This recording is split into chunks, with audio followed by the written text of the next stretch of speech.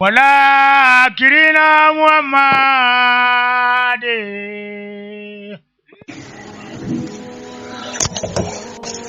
إن الحمد لله نحمده ونستعينه ونستغفره ونعوذ بالله من شرور أنفسنا ومن سيئات أعمالنا من يهده الله فلا مضل له ومن يضلل فلا هادي له وأشهد أن لا إله إلا الله وحده لا شريك له المبلغ الوحيد جل ثناؤه وأشهد أن محمدا عبده ورسوله وأشهد أنه بلغ الرسالة وأدى الأمانة ونصح الأمة وجاهد في الله حق جهاده حتى أتانا اليقين صلى الله عليه وعلى آله وأصحابه ومن تبعهم بإحسان إلى يوم الدين. يا أيها الذين آمنوا اتقوا الله حق تقاته ولا تموتن إلا وأنتم مسلمون. يا أيها الناس اتقوا ربكم الذي خلقكم من نفس واحدة وخلق منها زوجها وبث منهما رجالا كثيرا ونساء واتقوا الله الذي تساءلون به والأرحام إن الله كان عليكم رقيبا. يا أيها الذين آمنوا اتقوا الله وقولوا قولا سديدا يصلح لكم أعمالكم ويغفر لكم ذنوبكم ومن يطع الله ورسوله فقد فاز فوزا عظيما. أما بعد فإن أصدق الحديث كتاب الله وخير الهدي هدي محمد صلى الله عليه وسلم وشر الأمور محدثاتها فإن كل محدثة بدعة وكل بدعة ضلالة وكل ضلالة في النار. اللهم أجرنا من النار. Revient de gloire Allah subhanahu wa ta'ala. Merci de l'univers. Nous le louons, nous demandons son aide et revenons à lui. Nous cherchons refuge auprès de lui contre le mal de nos âmes et les conséquences néfastes de nos actes. Nul ne peut égarer celui qu'Allah a guidé, et nul ne peut guider celui qu'il a laissé dans son égarement. Nous témoignons qu'il n'y a de divinité digne d'être adoré si ce n'est Allah subhanahu wa ta'ala, et que Muhammad sallallahu alayhi wa sallam est son serviteur et messager. Que la paix et la bénédiction d'Allah soient sur lui, sur sa famille et ses compagnons, et sur tous ceux qui suivront son chemin jusqu'au jour où les regards seront touchés, qu'Allah nous fasse partie d'eux. Serviteurs d'Allah, je vous recommande ainsi qu'à moi-même de craindre Allah subhanahu wa ta'ala. Chers fidèles, parmi les créatures qu'Allah a créées, l'être humain est la seule qui soit douée de raison. Ce bien fait que la raison lui permet de distinguer le bien du mal et le vrai du faux. C'est précisément pour cette raison que l'humain est mis à l'épreuve par Allah subhanahu wa ta'ala. Cette épreuve qui est la cause de notre présence sur cette terre possède essentiellement deux axes. Un premier axe concerne la foi, tandis que le second concerne les actions, qui sont le résultat de la foi. Dans les premiers versets de la sourate Al-Baqarah, notre Seigneur dit Alif Lam Mim, c'est le livre au sujet duquel il n'y a aucun doute. C'est un guide pour les pieux qui croient à l'invisible et accomplissent la salat et dépensent dans l'obéissance à Allah de ce que nous leur avons attribué. Ceux qui croient à ce qui a été révélé et à ce qui a été révélé avant toi et qui croient fermement à la vie future. Ceux-là sont sur le bon chemin de leur Seigneur et ce sont eux qui réussissent dans cette vie et dans la vie future. Chers fidèles, le terme d'action dans son sens général désigne le fait de mettre en œuvre quelque chose selon un but précis. Dans un contexte islamique, Les bonnes actions sont tout ce qui est mis en œuvre en suivant les directives de notre religion. Notre foi est sans aucun doute la source de toutes les bonnes actions accomplies dans notre quotidien. Elles sont ainsi des signes d'une foi authentique. Il existe ainsi un lien direct entre la foi et les actions. Dans le Saint-Coran, qui a été révélé comme guide pour l'humanité, la relation entre la foi et les bonnes actions est expliquée à travers l'histoire du prophète Moussa alayhi salam. Lorsque le peuple de Moussa alayhi salam s'est rebellé contre Allah et son prophète, Allah lui a ordonné d'avertir son peuple de la sorte. Et rappelez-vous, lorsque nous avons pris votre engagement et brandi sur vous At-Tour, c'est-à-dire le mont Sinaï, en vous disant, tenez ferme à ce que nous vous avons donné et écoutez. Ils dirent, nous avons écouté et désobéi.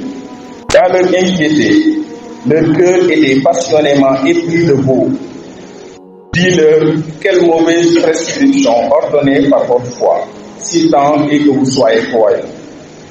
Comme il est indiqué dans ce verset, c'est la foi qui ordonne à l'homme ses actions, c'est-à-dire les actions que nous mettons en œuvre sont le reflet de notre foi. En résumé, la foi est la cause de nos actions. Le fondement de la croyance islamique est sans aucun doute l'unicité d'Allah. Dieu existe et il est unique. Il n'a point d'associé. Il a créé la meilleure des créations, c'est-à-dire l'être humain, et il ne l'a jamais délaissé. Et il lui a enseigné le bien et la bonté par l'intermédiaire de ses prophètes. Il a indiqué comment ce savoir sacré peut être mis en pratique. Il nous a bénis avec sa religion qui est l'islam, afin que nous puissions atteindre le bonheur dans ce monde et dans l'au-delà. Le serviteur qui reconnaît son Seigneur sera parmi les pieux. Il exécutera ses ordres et s'abstiendra d'aller à l'encontre de ses interdictions. Allah nous dit dans le verset suivant, parmi ses serviteurs, seuls les savants craignent Allah. Allah est certes puissant et partenaire. Chers musulmans, c'est de notre prophète que nous apprenons les bonnes œuvres à effectuer et dont toute l'humanité a de plus en plus besoin. Un besoin de piété qui passe par les œuvres que notre prophète sallallahu alayhi wa sallam nous a appris à travers ses faits et gestes. Je termine ce sermon avec un hadith qui nous éclairera dans ce contexte. Je cite, tant que les désirs de vos âmes ne se conformeront pas aux ordres divins que je vous ai transmis, vous n'aurez pas cru pleinement. Qu'Allah subhanahu wa ta'ala nous permette d'accomplir tout au long de notre vie des actions justes, reflets de notre foi authentique. أقول قولي هذا وأستغفر الله لي ولكم ولسائر المسلمين من كل ذنب فاستغفروه إنه هو الغفور الرحيم.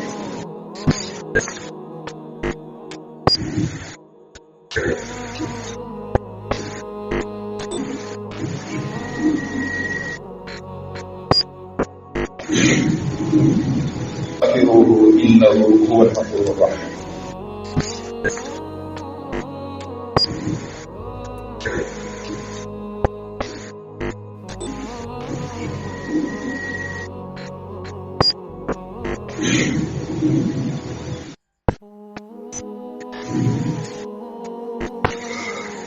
الحمد لله رب العالمين والعاقبة للمتقين ولا عدوان إلا على الظالمين وأصلي وأسلم على خير الأنبياء والمرسلين نبينا محمد وعلى آله وصحبه أجمعين. mbokk yi ñu ngi sant borom subhanahu wa taala sant bu toll ak màggaayam ci xéewal ñu ñuy defal saa su nekk di julli ci sang bu tedd bi Muhammad ibn Abdillah di ko ñaanal mucc ak xéewal moom ak waa këram ak képp ki nga xamante ni gëm na ko ci bëkkëram borom subhanahu wa taala ak ay jaam ñu jàngal yàlla wala si ñooñu ñu ngi leen di dénk mbokk yi di dénk suñu bopp ñi nga xam ne moom moo di ragal yàlla ndaxte borom bi subhaanahu wa taala du nangu lu dul jaamal ñi nga xamante ne dañ koo ragal yàlla nañ ci yàlla boole te mbokk yi ragal yàlla boobee moom mooy dëggal li nga xamante ne moom mooy li ñuy wax suñu laaj ñu naan gëm nañ suñu borom yàlla nañ ko yàlla yombalal di ñaax suñu bopp di lay ñaax di leen fàttali aussi li nga xamante ni moom moo ñu tax a ñu bokk yi te moom moo di ñu jaamu suñu borom daanaka suñu existence ci li nga xamante moom moo di àddina dafa tënku ci li nga xamante moom moo di jaamu yàlla parce que borom bi subhaanahu wa taala ba mu doon lent ak di xarab ñi nga xamante ni dañ koo wér doon caaxaan ci kaw suuf li mu leen wax moom moo di sàkkuma li nga xamante moom moo nekk ci biir àddina ak asamaan ak suuf aussi ci li nga xamante moom moo di ci caaxaan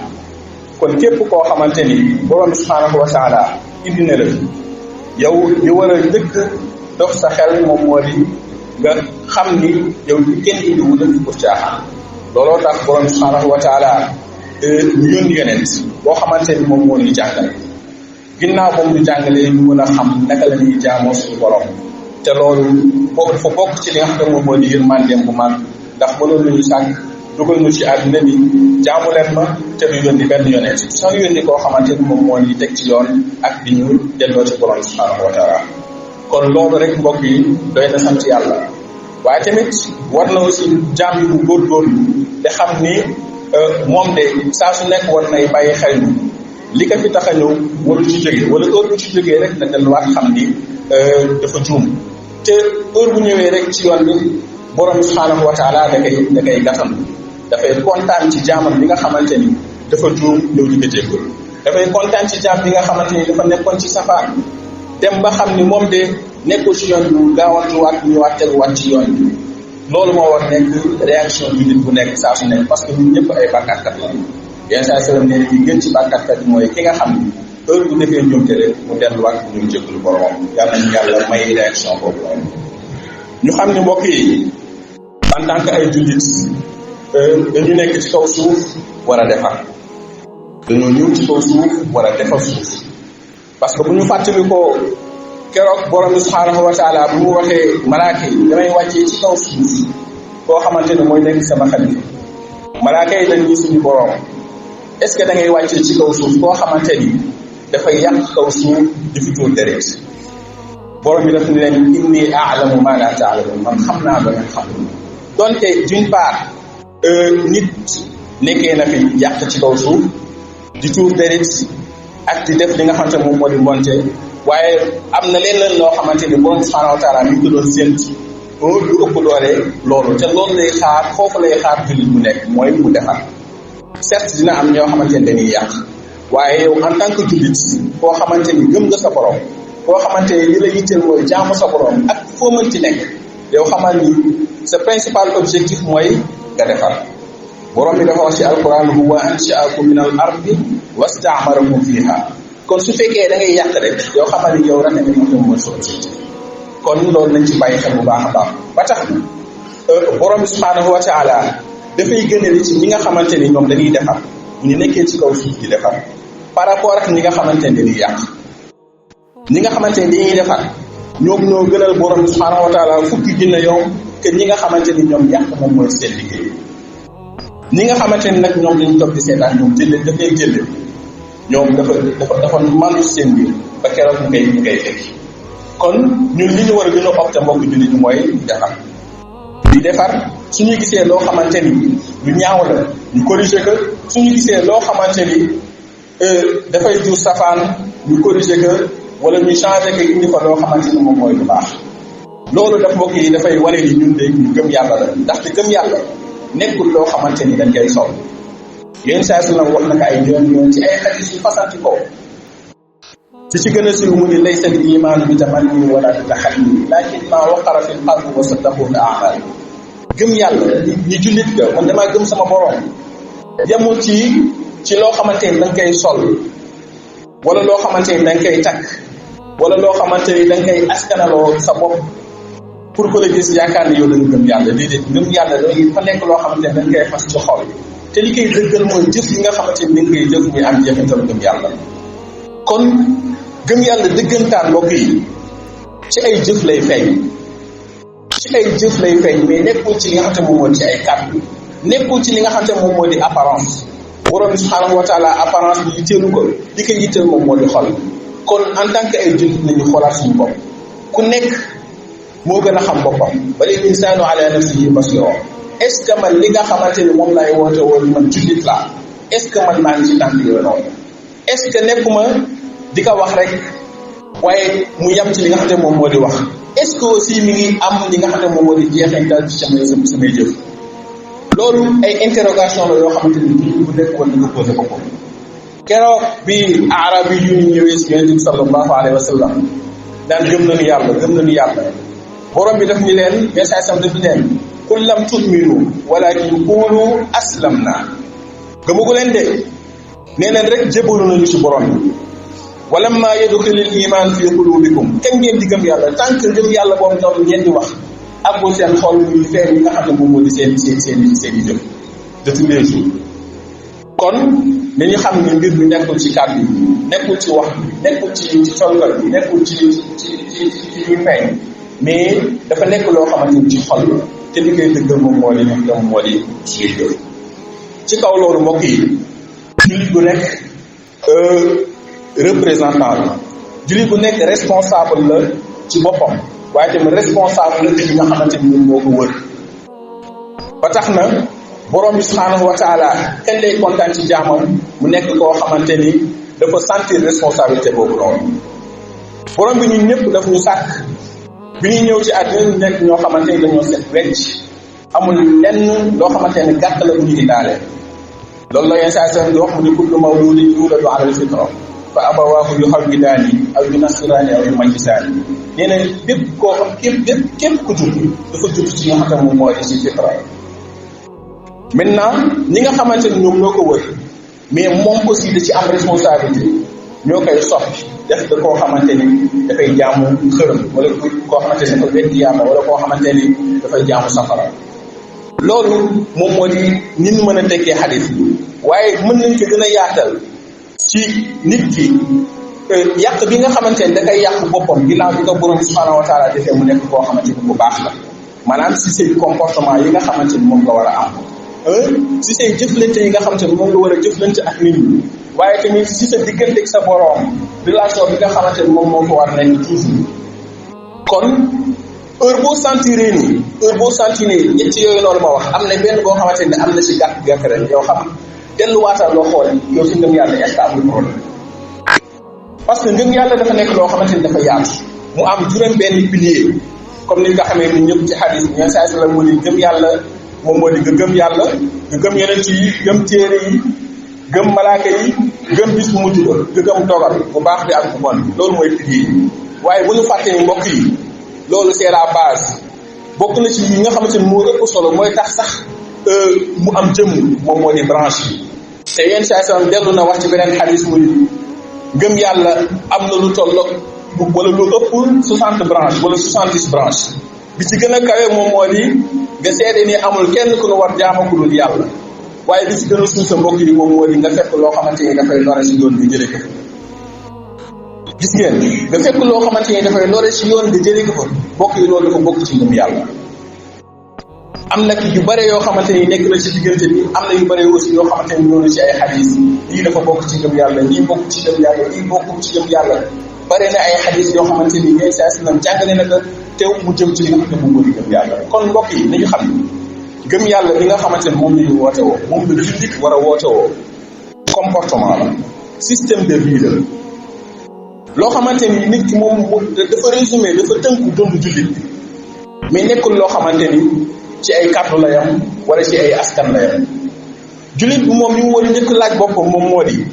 rawatina ñun dëkk boo xamante ni dëkk bu mel na Sénégal ñu ëpp si ñun dañoo nekk jullit est-ce que yow toog nga benn yoon nga laaj sa bopp man ban effort laa def pour nekk jullit ñu bari su ñun dañoo judd fekk suñu waajur suñu entourage nekk ay jullit ñu profiter ci occasion boobu noonu mais ban effort lañu def ban effort lañu def pour nekk jullit wala ginnaaw bu ñu nekkee jullit ban effort lañu def pour perfectionner wu ci li nga xam ne moom moo di jullite boobu parce que jullit baax na waaye jullite moo ëpp solo moom jullit baax na mais nga jullite moo ëpp solo te jullite boobu noonu moom mooy di jëf bi nga xamante ne dañ koy jëf mu am jeexintalu jullit loolu aussi nañ ci laaj suñu bopp bu baax a baax. kon lépp loo xamante ni ñu ngi koy gis léeg-léeg sax ñoo xamante ni duñ sax ay jullit di ko wax léeg-léeg di ko bëgg ko jàngal nit ñi loolu dafa bokk ci li nga xam ne moom moo di gëm yàlla. lu jëm ci wàllum civisme lu jëm ci wàllum set lu jëm ci wàllum dundin lu jëm ci wàllum lekkin yooyu loolu c'est islamique ce n'est pas tubaab islam moom moo ñu ko jàngal. su fekkee jullit bi jëfewu ko rek dafa fekk ni moom dafa xamul diine su fekkee jullit bi jëfewu ko dafa fekk ni moom dafa raté li nga xam ne moom mooy éducation kon jullit bi war na xam moom mooy kan mu xam lan moo ko fi tax a ñëw te mu nekk ci mu góorgóorlu bu baax a baax a baax léeg-léeg mën na topp bakkanam waaye heure bu sentir que ni moom mi ngi ci samaan bi rek mu dellu si waat loolu la ñuy sam jàngale mu ni heure bu nga xamee ni juum nga rek dellu si waatal te boo dellu see nga dellu si ak doole nga def lu baax loo xamante ni moom mooy effacer lu bon loolu moo war nekk suñu comportement. jullit daf ko war a jëfee ci ay jikkoom jullit daf ko war a jëfee ci li nga xam ne moom moo di si digganteem ak boroomam jullit warul nekk koo xamante ni dafay lor bokkam bokk jullit ku am gëm yàlla warul lor bokk jullitam ku am gëm yàlla warul nekk foo xamante ni ci dëkkuwaay di déranger li nga xam ne moom moo di bokk jullitam même bu dul sa bokk jullit sa dëkkaale la ci ay mbir yoo xamante ni mën na ko lor ñun ñëpp xam nañ ñu ngi ci campus bi lépp loo xamante ni mën na lor sa bokk jullit rek xam nañ que léeg-léeg ñoo koy def ñu xam ni loolu bokkul ci ngëm yàlla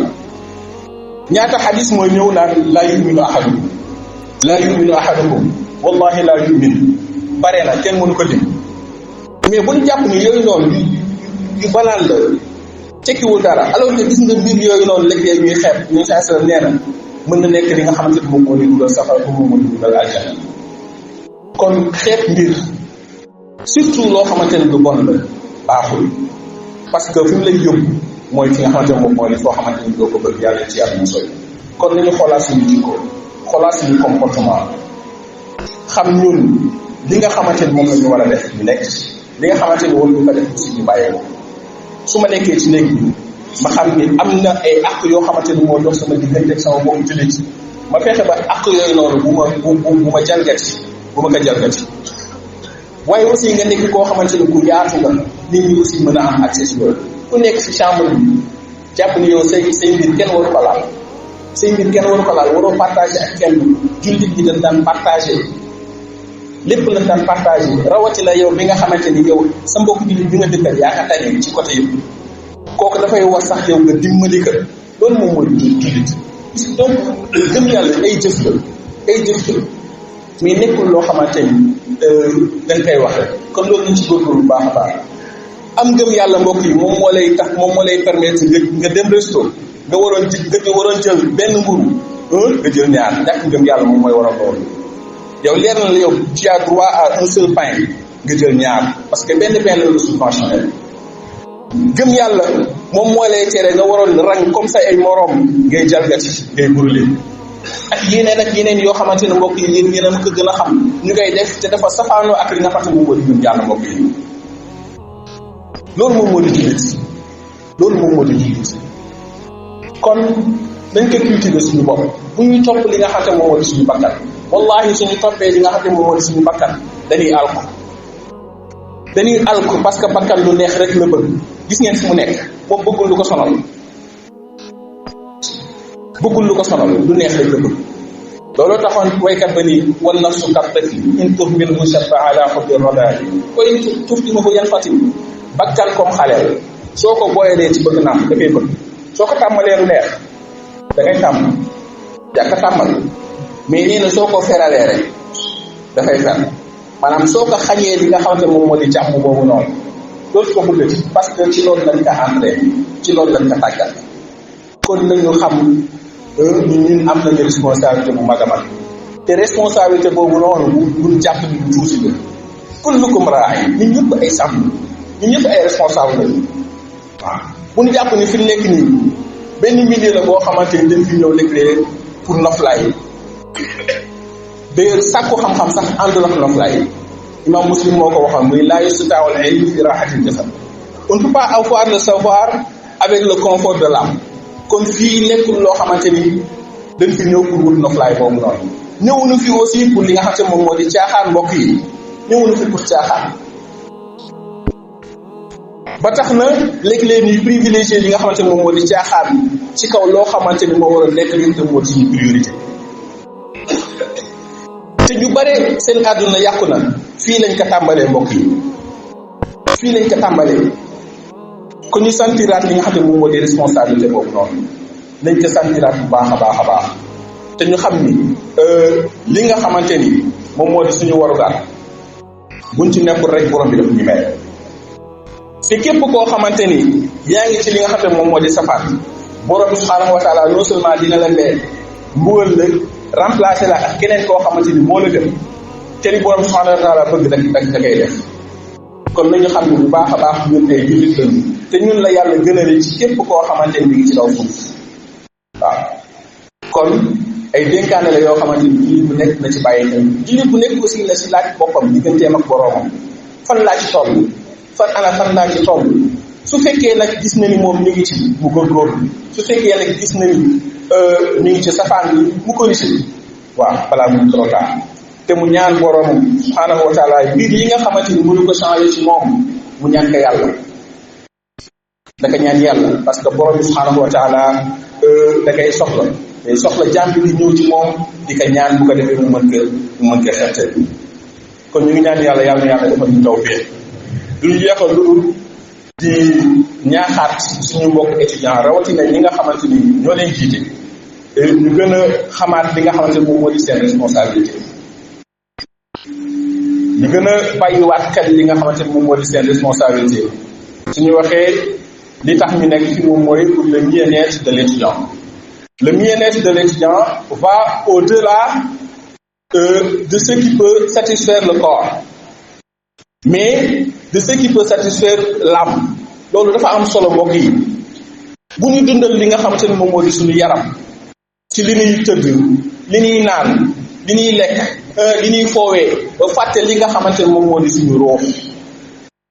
te bokk na ci li nga xamante ni moom moo lay tàggatal suñu ruux ñu bërëb yi nga xamante ni moom lañ nekk ku nekk aussi war ko jox gëdd ku nekk war ko bàyyi xel ana ñaata aljuma la ñu toog ñi nga xamante ni ñoo nekk ci biti mënuñu dégg te li ko waral nekk lu dul benn situation boo xamante ne bu anormal te lu waroon ko corriger bu yàgg bokk na ci ngëm yàlla bokk yi nga gis lu ñaaw nga changé la yonent bi sallallahu alayhi wa sallam dafa wax mu ni man raa minkum munkaran falyughayyirhu bi yadihi fa in lam yastati fa bi lisaani fa in lam yastati fa bi qalbi wa dhalika ad'afu iman mu ni képp koo xamante ne gis na lu ñaaw naka changé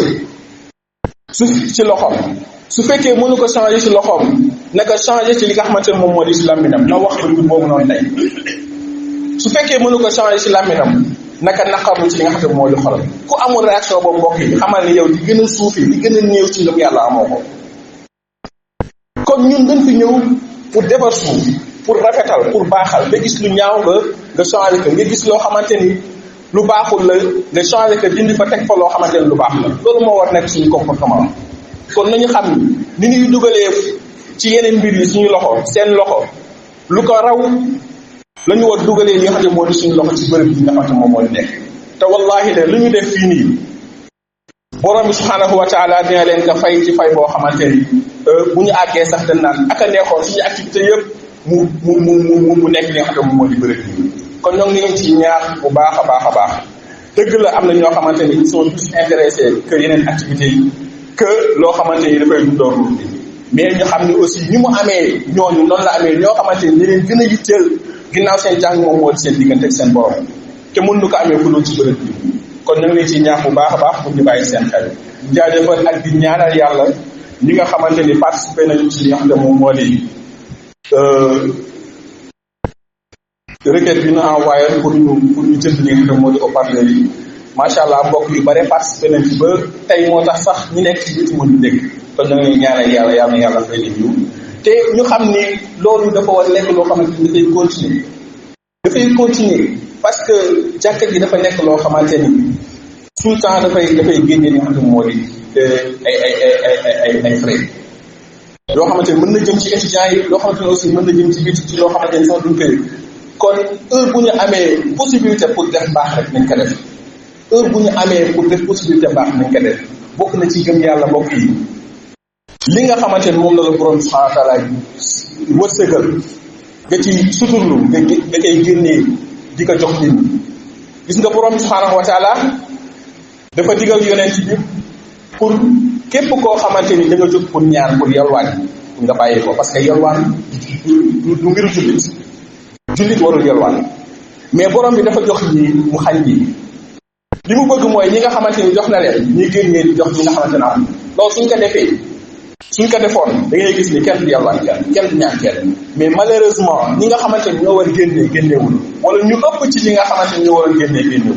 te loolu nekkul neex ñoom moo di war kon ñu ngi ciy ñaax bu baax a baax te xam ni fii bi ñuy ñëw amul kenn koo xamante ni daale na dara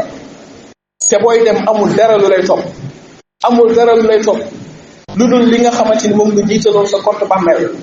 te loolu rek moom moo jër a góorgóorlu ñaan yàlla ñu yàlla dooli taxaw yàlla na yàlla defal ñu tawfeex ba li nga xamante ni moom moo ñu wiiti mu nekk loo xamante ni si la ñuy nekk saa su nekk te lépp loo xamante ni def nañ ko rek mu bare mu néew yàlla na ko yàlla nangu ربنا تقبل منا إنك أنت السميع العليم وتب علينا إنك أنت التواب الرحيم ربنا آتنا في الدنيا حسنة وفي الآخرة حسنة وقنا عذاب النار ربنا لا تزغ قلوبنا بعد إذ هديتنا وهب لنا من لدنك رحمة إنك أنت الوهاب ربنا إننا ظلمنا أنفسنا وإن لم تغفر لنا وترحمنا لنكونن من الخاسرين اللهم اغفر لنا قبل الموت وارحمنا عند الموت ولا تعذبنا بعد الموت برحمتك يا ارحم الراحمين يا رب العالمين وقوموا الى الصلاه